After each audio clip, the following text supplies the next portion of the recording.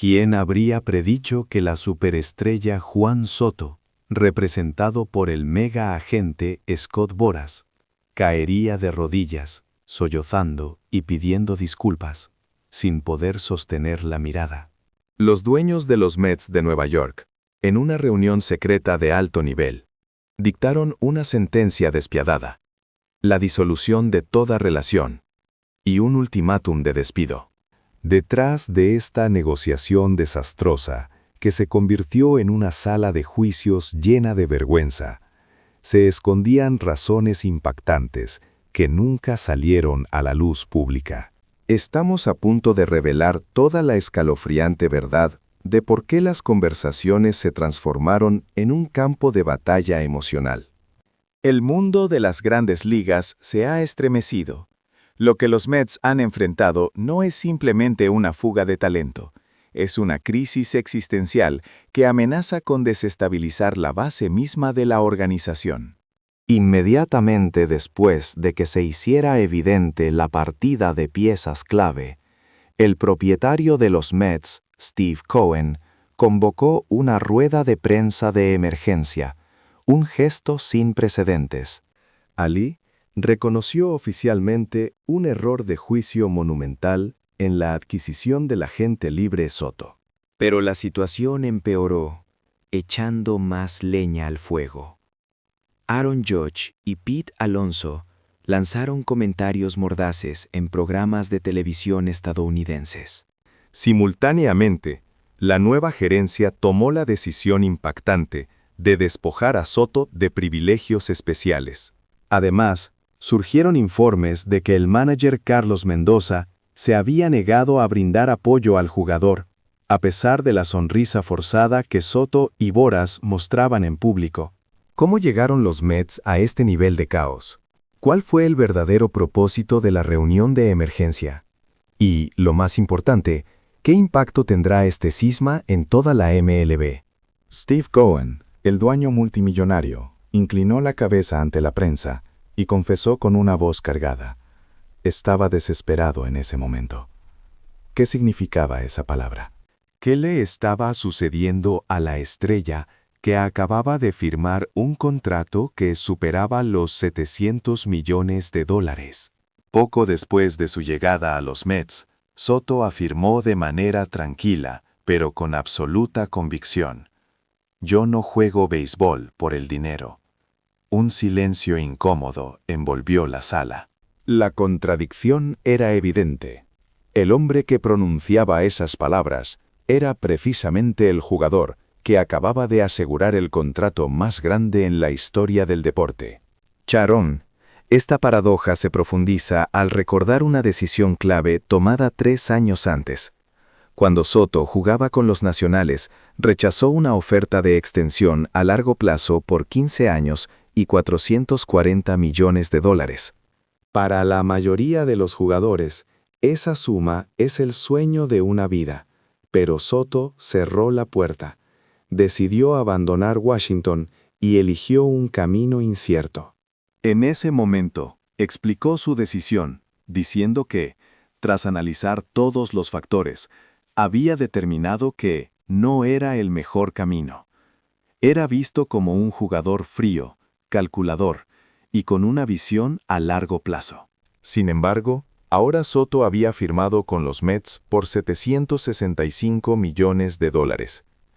Rechazó $440 millones por no ser el mejor camino, pero aceptó $765 millones.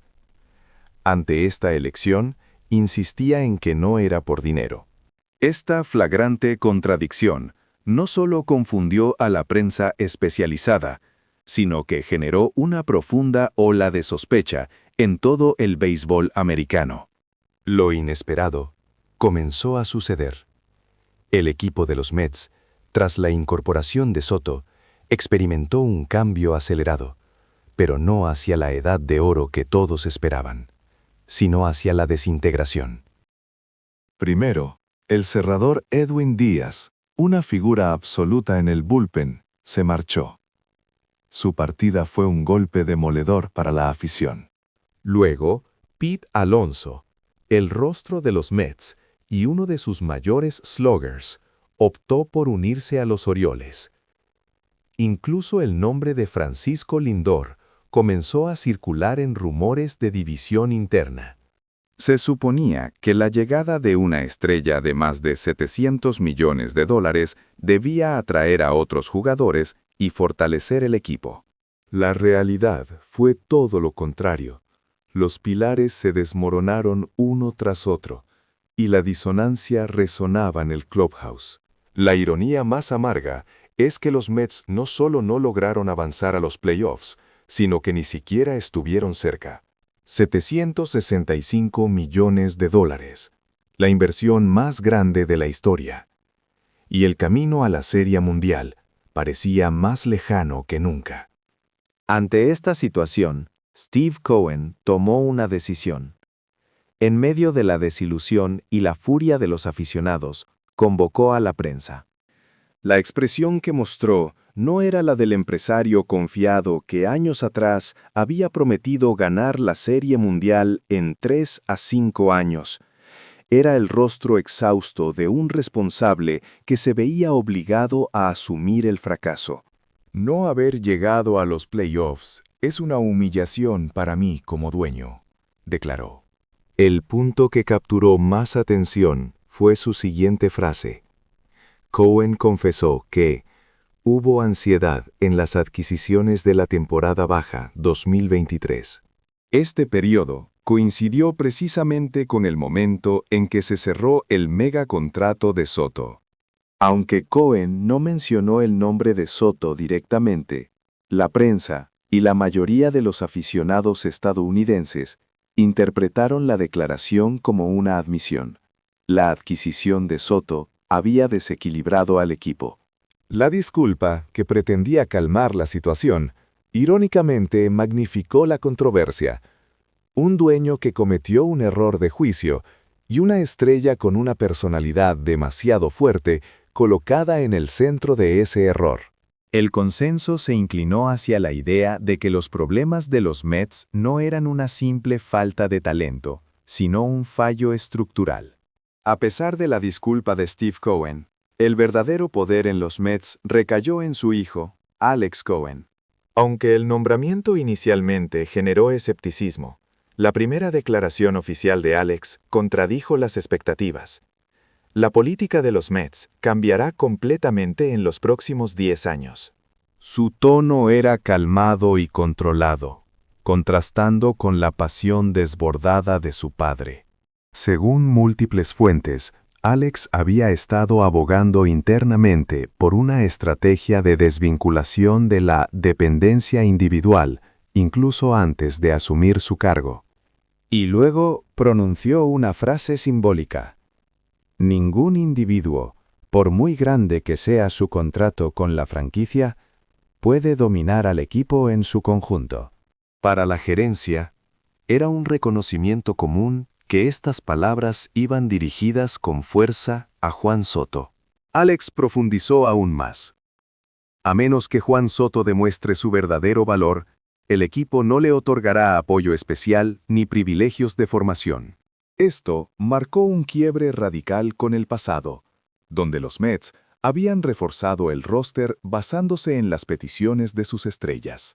Posteriormente, trascendió un movimiento decisivo, el interés por adquirir a Kyle Tucker en un plan que se estima en 10 años y $450 millones. Alex Cohen comentó al respecto: no hay supremacía sin competencia. Si Tucker se une, existe la posibilidad de reajustar la base de la alineación de manera flexible. Esto era una advertencia. Ni siquiera Soto sería ya el centro absoluto. Los Mets están pasando de la era de la apuesta por la estrella a una era de recuperación del liderazgo organizacional. En medio de este torbellino, varias leyendas de la MLB alzaron la voz. Alex Rodríguez, A-Rod, abordó el núcleo del problema con ironía en un programa de Fox. ¿De verdad no es por dinero? Para Rodríguez, la respuesta era obvia. Es natural pensar que un jugador capaz de firmar un contrato tan masivo podría obtener ofertas aún mayores de equipos con más poder financiero. Según A. Rod, esa lógica es precisamente la razón por la que detestó estar atado a 15 años bajo la escala salarial actual. Rodríguez admitió que su propia decisión de unirse a los Yankees tuvo un fuerte componente monetario, reconociendo que el dinero es a menudo la motivación central en estas elecciones. Sin embargo, enfatizó que no se trataba solo de la cifra. Cuando un solo jugador se vuelve difícil de manejar en el clubhouse y el caos externo se intensifica, el problema trasciende el nivel competitivo. A-Rod reveló una información impactante. Había escuchado que Aaron Judge, en conversaciones con jugadores de los Mets, describió a Soto como un jugador con falta de liderazgo. Desde la perspectiva de Rodríguez, Judge había detectado prematuramente que una personalidad así podría causar problemas a todo el equipo. Aaron Judge mismo ofreció comentarios francos en televisión. Según Judge, Soto había exigido un salario altísimo, pero la directiva de los Yankees no lo aceptó. ¿Por qué? Porque consideraban que gran parte del brillo de Soto no provenía solo de su talento individual, sino de que su potencial se maximizaba dentro de la estructura ya establecida por los Yankees. Judge reconoció que es justo que un jugador excepcional busque la remuneración que merece, pero trazó una línea muy clara. Una vez que se convierte en el jugador mejor pagado del equipo, no es suficiente que solo cobre. Debe asumir un rol y una responsabilidad dramáticamente especiales. Judge lanzó una pregunta clave. ¿Tuvo Soto ese liderazgo? Señaló que hay líderes que no necesitan un salario alto, pero si ese tipo de líder no existe en el equipo, la jerarquía salarial cobra un significado enorme.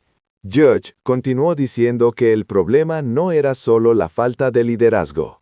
Si un jugador no solo evade la responsabilidad, sino que genera presión interna y socava la armonía del grupo, la gravedad del asunto se multiplica. Particularmente incisivo fue Judge al recordar un momento durante la mala racha de Soto. En ese entonces, Soto sugirió que los lanzadores rivales no le estaban lanzando bien porque el bateador detrás de él no era un slugger lo suficientemente potente. Sharon interpretó esto como una crítica velada a Pete Alonso y trazó un contraste inequívoco. Shohei Ohtani jamás ha hecho una declaración similar, y los Dodgers nunca aceptarían que un jugador culpe a sus compañeros. Finalmente, George subrayó la presión colosal que conlleva el dinero. Desde el momento en que firmó un contrato que excedía sus capacidades, Soto fue colocado automáticamente en una posición en la que se exigía un rendimiento sobrehumano. Es probable que subestimara esa presión, concluyó Judge, refiriéndose no solo a las estadísticas en el campo, sino al papel de líder y pilar moral. Pete Alonso, que jugó directamente con Soto antes de marcharse a los Orioles, ofreció una comparación aún más directa. Solo mira a Ohtani y lo entiendes. Nadie cuestiona que él sea el mejor pagado. Alonso citó la capacidad demostrada, la humildad y la actitud de respeto constante hacia todos a su alrededor, como los pilares que sostienen la posición de Ohtani. Virtudes que, según él, Soto aún no ha alcanzado. Alonso enfatizó que desde el momento en que el contrato de Soto superó el de Ohtani, la comparación fue inevitable, independientemente de si el jugador lo deseaba o no. La realidad, por cruel que parezca, es que Ohtani ganó el MVP por unanimidad 2 años consecutivos tras su mudanza, mientras que Soto, aunque tuvo buenas estadísticas individuales y terminó tercero en la votación del MVP, no logró que su equipo llegara a la postemporada. Alonso amplió la discusión al impacto que una estrella tiene en la dinámica del equipo. Los Dodgers, tras la adquisición de Ohtani, se han convertido en un imán para nuevos talentos. En contraste, Los Mets vivieron un escenario increíble. Las figuras clave se marcharon después de la llegada de Soto. Alonso fue cauteloso al afirmar que no toda la culpa recaía en Soto, pero sí concluyó que el efecto dominó que generó no fue positivo. Si Soto eligió ese camino por el dinero, tal vez esté satisfecho consigo mismo. Pero, según Alonso, es evidente que estar al lado de Aaron Judge en los Yankees habría sido una amenaza mucho mayor para los rivales. La conclusión que emerge de esta cadena de eventos es inmensamente fría. Juan Soto no ha sido despojado de su posición por fuerzas externas, sino que ha perdido gradualmente su influencia y estatus en los Mets debido a la acumulación de sus propios comportamientos y el impacto que estos tuvieron en el equipo. Las figuras que antes lo protegían y actuaban como amortiguadores en el clubhouse, como Edwin Díaz y Pete Alonso, se han ido. Soto se ha quedado como el as desnudo, cargando solo con el peso de su gigantesco contrato y su reputación. El entorno ya no lo protege, y la mirada crítica se dirige directamente hacia él. La nueva política del club ha acelerado esta tendencia, alejándose de la construcción de un equipo centrado en el individuo, para enfocarse en una reconstrucción liderada por la organización. La dinámica de poder ha cambiado, y Soto ha pasado de ser una entidad absoluta a un jugador que debe producir resultados. Los expertos consideran que este cambio de ambiente tendrá un alto impacto en el rendimiento de Soto. Hay escepticismo sobre si podrá mantener la concentración y los resultados en la segunda mitad de la temporada, especialmente ahora que ha perdido su red de apoyo. La historia de los Mets es una dramática lección de que en el béisbol, como en la vida, el talento individual no siempre es suficiente para compensar la falta de liderazgo y la disonancia en el vestuario.